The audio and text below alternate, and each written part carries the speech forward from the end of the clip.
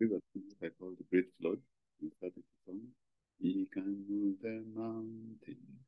My God is mighty to save. He is mighty to save forever. Author of salvation. He rose and conquered the grave. Jesus conquered the grave. Jesus is actually the ark. But I want to start with the prophecy. September 15, 2023.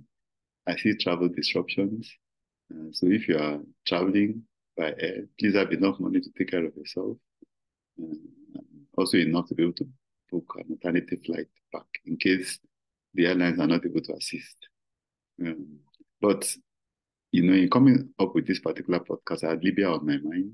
And if you look at what happened, the flood was so surprising and overwhelming that so many people lost their lives. And actually, our hearts and our prayers go out to these individuals. Of course, there is a parallel in scripture, Genesis chapter 7, verse 11. In the 600th year of Noah's life, in the second month, the 17th day of the month, on that day, all the fountains of the great deep were broken up, and the windows of heaven were opened, and the rain was on the earth 40 days and 40 nights. And if you look at the aftermath, and all flesh died that moved, that's verse 21, that moved on the earth, birds and cattle and beasts, and every creeping thing that creeps on the earth, and every man, all in whose nostrils was the breath of life and the spirit of life, all that was on the dry land died. I know some people, when they hear the gospel, they tell themselves, I'll still have a lot of time. The flood in Libya was sweeping. People didn't have time to, run. They were just swept off.